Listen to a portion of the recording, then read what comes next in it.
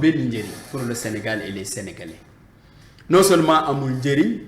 mais bu dee ay député aussi ñooy taxaw. di ko oui non waxal kay des personnes bien placées dans le PASTEF.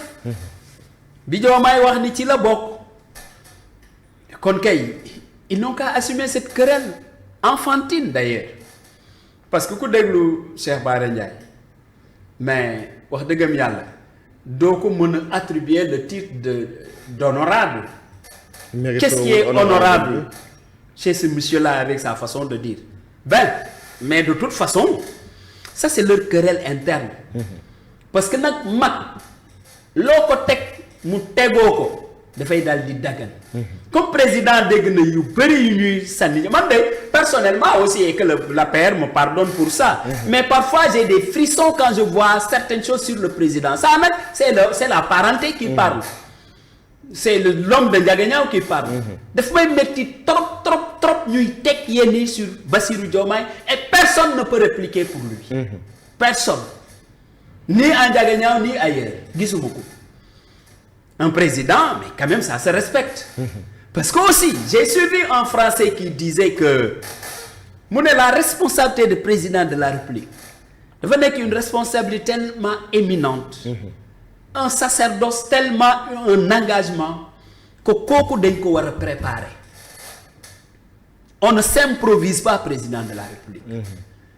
Parce que nag lii xew il faut l'assumer. Je t'ai dit tout à l'heure si le président Macky Sall n'était pas suffisamment une autorité très responsable et très respectée, il n'y aurait jamais eu de loi d'amnistie au Sénégal sous son magistère. Mais dafa taxaw carrément devant son parti ne leen non ça va se passer comme ça parce que et il a fait voter et ça passe. Mais quand même il faut savoir mettre fin à la récréation. Ne serait-ce que parce que vous êtes l'autorité. Je prends un exemple, moi je suis talibé mouride. Tey am na tey loo waxoon sëñ Mountakha Mbacké wallahi man sawru en tant que talibé mouride bu ma la gisee je te règle tes comptes. Waxuma keneen.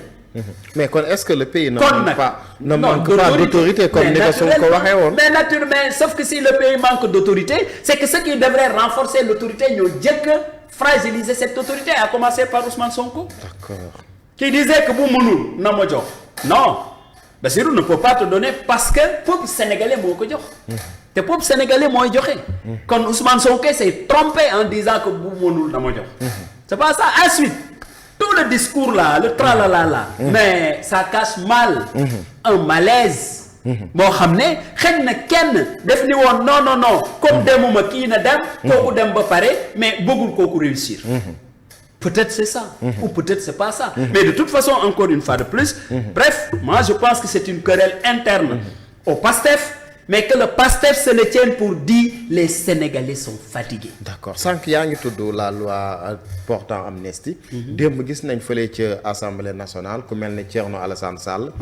évoqué na ko ne nañu dindi cette loi là parce que même le procès boo xamante ne moo waroon boole Ousmane Sonko ak Adji Sarr dañu war a ubbiwaat procès bi parce que y a des faits nouveaux yoo xamante ne noté nañ ko fan yi yëpp sur la scène politique des sorties yoo xamante ne gis nañ ko ñu mel ne ay ñoom Ndeye Khady Ndiaye. bay wax plus d'une centaine de millions ba il a même appelé si le pays a un procureur général. oui mais pour justement xam nga dafa am question yoo xam ne normalement.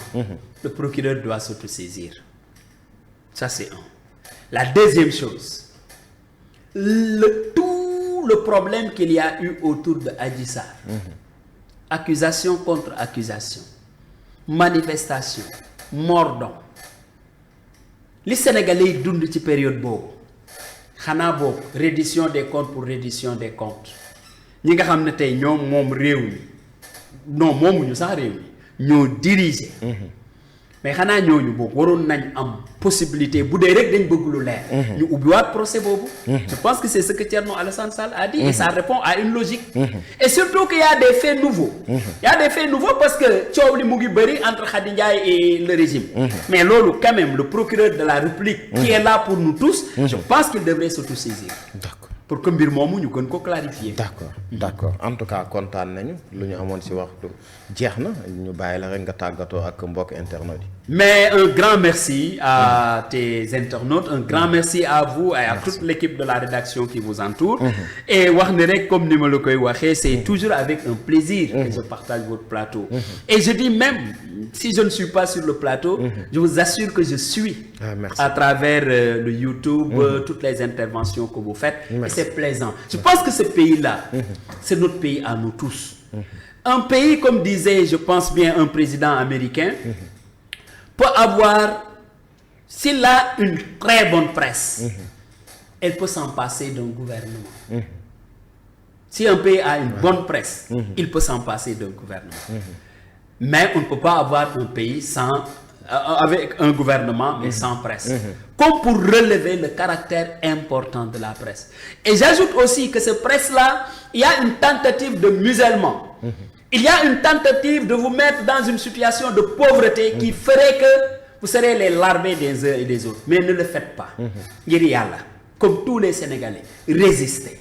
Restez ce que vous êtes. Restez équidistant. Traitez l'information et mettez-la au service des Sénégalais. C'est ça votre devoir patriotique. Parce que demain, il fera jour. Le montage, encore une fois de plus, en tout cas, nous, au niveau de l'Alliance pour la République, et en tant que porte-parole, et au nom de tous les porte-paroles que dirige le coordonnateur Moussa Bokar Thiam, je salue encore le travail important de la presse sénégalaise et je l'invite à rester déterminé dans ce travail-là parce que Sénégal ñoo ko bokk. D'accord, en tout cas content, mais Moussa ñëwagul de moom. Non. mu ngi fële. Oui, si wala. Non, bu ko soobee rek day ñëw. day ñëw inshallah en tout cas Saourou Sène porte-parole Alliance pour la République kontaan nañu vraiment ci plateau bi. ci waxtaan bi ak xam-xam bi en tout cas on vous remercie bu baax a baax ça bu ñu la soxlaa quand même nga ñëw en tout cas ça quand même c'est une fierté même. pour moi di la remercier bu baax remercier képp ku ñu doon seetaan fii si Source A TV di remercier aussi Sidi Ndaw ba ci régie bi ak Babacar Ndiaye leen jox dig daje ba ëllëg ci beneen entretien incha allah rabbi jërëjëf.